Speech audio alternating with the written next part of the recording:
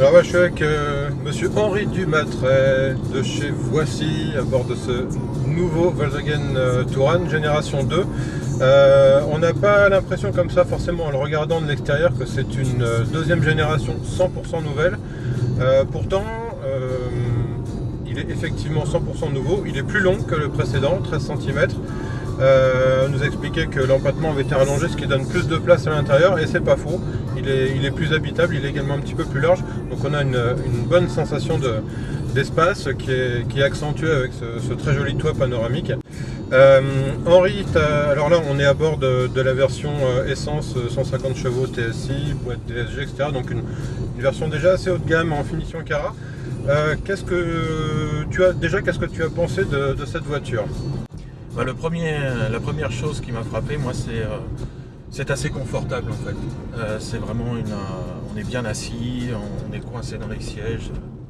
À conduire, elle est souple, elle est agréable, elle est très précise en direction, je trouve, malgré effectivement le centre de gravité qui est quand même assez haut. Pour moi, c'est vraiment pour une famille, c'est quasiment la voiture idéale. Alors tu parles de famille, effectivement ce Touran est disponible en 5 et 7 places. Le gain de place à l'intérieur est plutôt profitable aux passagers du deuxième rang, hein, parce que, bon, certes on ne mettra pas forcément des adultes, mais c'est quand même plus sympa pour eux. Si tu devais trouver un ou deux défauts à cette voiture, ce serait quoi? D'ailleurs, c'est pas si tu devais trouver, si tu as trouvé un ou deux défauts à cette voiture, ce serait quoi? Je pense qu'on aurait pu être un peu plus fantaisiste dans la présentation. Alors c'est joli, hein, il y a du laqué, etc. C'est austère, mais ça tient dans le temps, et c'est peut-être là qu'ils ont raison. On voudrait qu'il y ait plus de couleurs, mais est-ce que les couleurs c'est pas quelque chose qui marque une époque et ensuite on s'en lasse? Bon, voilà, là on est, comme tu dis, dans de l'austère, mais peut-être que c'est de l'austère qui dure.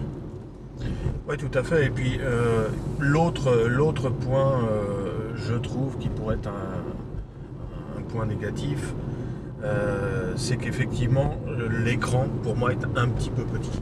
Alors ça tombe bien que tu parles de l'écran, parce qu'il y a pas mal de nouveautés également de ce côté-là, du côté de la connectivité, notamment une compatibilité donc avec tous les systèmes de smartphone, hein, que ce soit Android ou Apple. On le voit, là c'est un iPhone qui est connecté, on a accès donc aux applications qui sont compatibles CarPlay. On peut évidemment la piloter à la voix avec Siri, donc c'est pas inintéressant. Ça fait partie des choses aujourd'hui dont on aura du mal à se passer, parce que on sait que on a tous de plus en plus besoin d'un smartphone, et en même temps conduire en le manipulant, c'est quand même pas bien. Oui, puis il y a aussi une dernière chose dont on n'a pas parlé, c'est quand même le prix. C'est pas le plus accessible de sa catégorie non plus. C'est clair, c'est plus cher qu'un Scénic. On est effectivement sur on va dire un cœur de gamme qui va se situer autour de 31 000 euros. C'est plus accessible évidemment en entrée de base, ça peut monter beaucoup plus haut. On peut très bien se configurer un Touran au-delà de 40 000 euros. Celui-ci, pour la version que nous avons en TSI 150, est à 35 et quelques mille euros sans les options. On est dans une finition Cara, hein, donc c'est une finition intermédiaire mais supérieure. Il y a au-dessus la Cara Edition.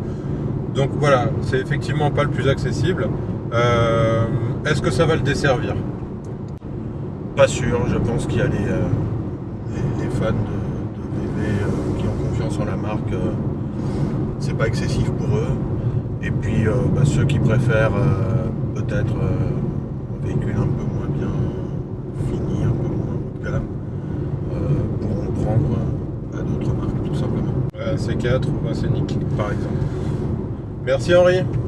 Merci à toi. À bientôt.